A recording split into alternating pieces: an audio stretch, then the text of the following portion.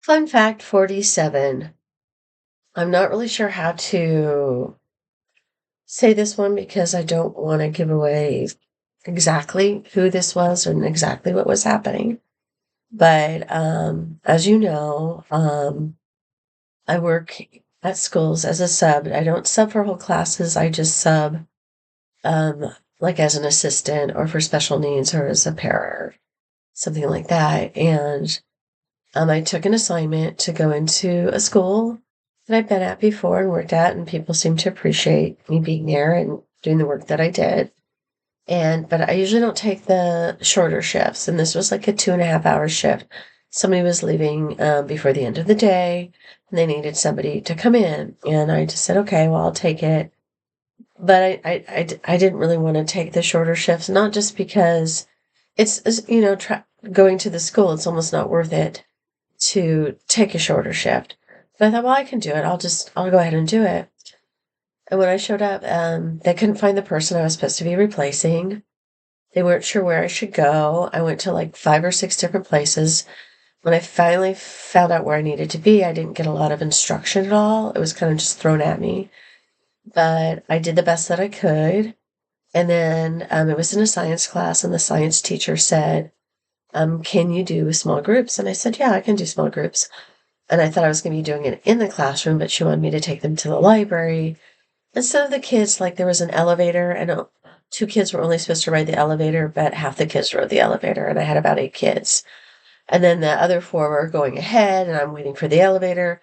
Just not a good situation. But we finally got to the library, and they just had to read in a workbook and answer some questions. And the teacher did tell me that they could read together, they could read aloud, I could help them read. But try to get them to read, everybody to read aloud at first and like kind of together and answer the questions. And if there was some that didn't want to read, that was fine. And so I started the reading and they answered some questions. And the next student started reading, but said they were dyslexic. And I said, well, the more you read aloud, the better you'll be at reading, and especially with other people there with you. That can help you. So the students started reading aloud, and there's 3 girls in a corner, and the one girl was reading, and she said, I'm dyslexic. And I said, well, I'll help you. And she turned to the side and started laughing with with the 2 girlfriends. And then, and this is middle school age group.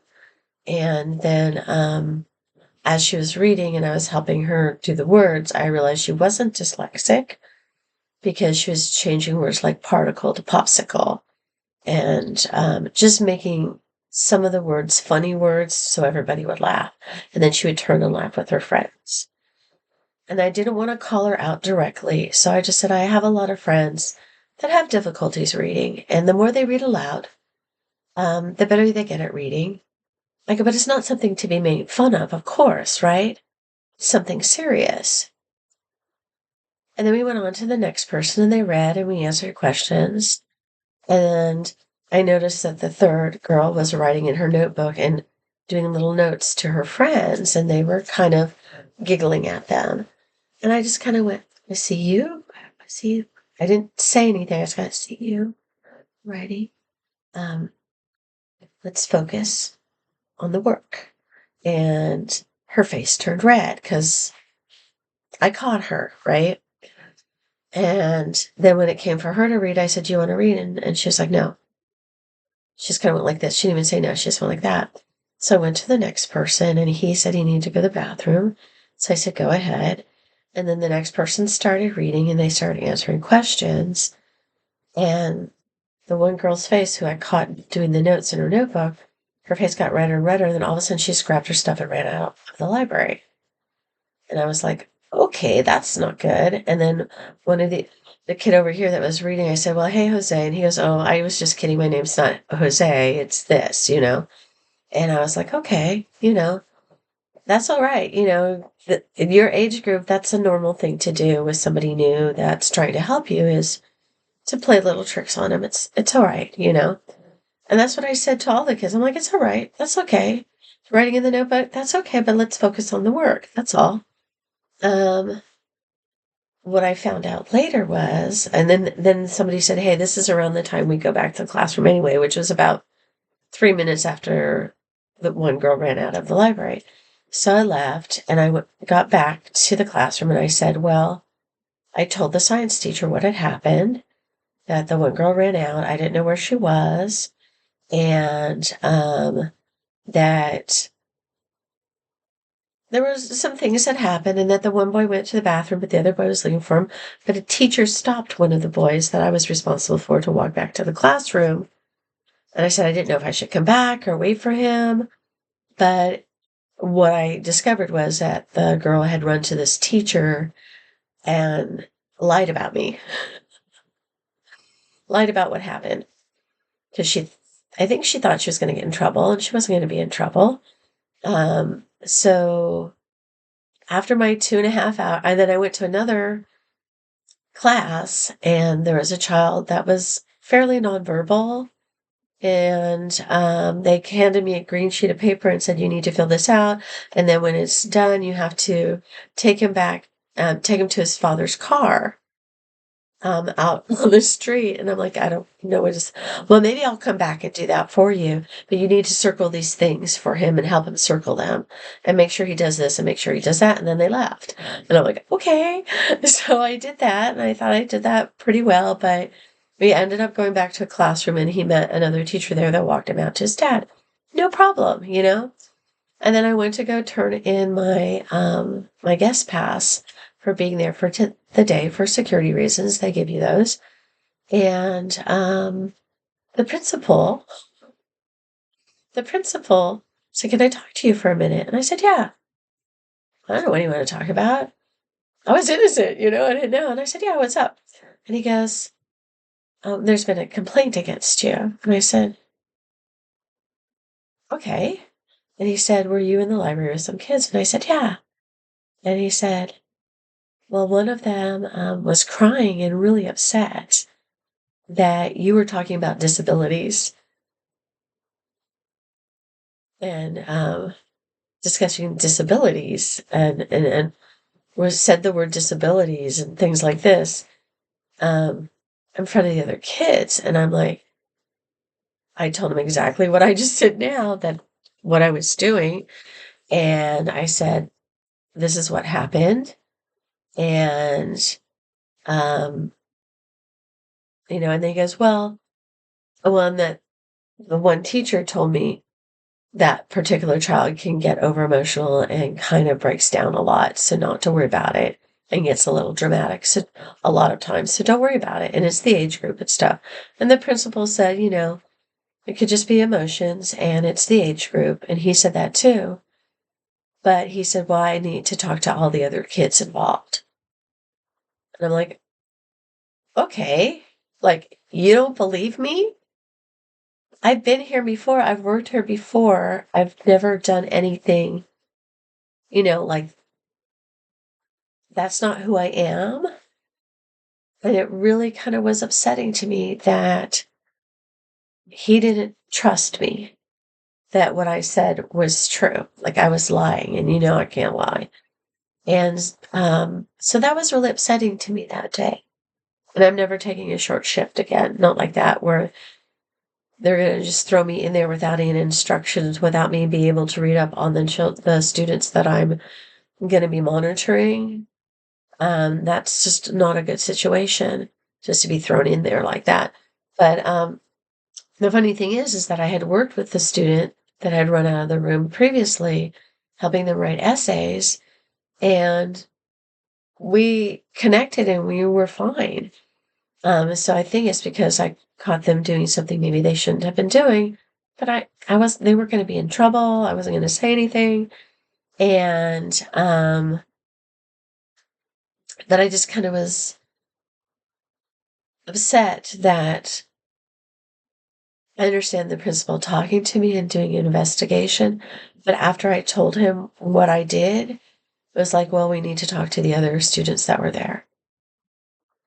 And I'm like, and then I saw later when I was taking care of the other student that a lot of the girls were giving me dirty looks because this child had gone not just to a teacher, but to her friends and to some of the other girls and said that I had done something terrible.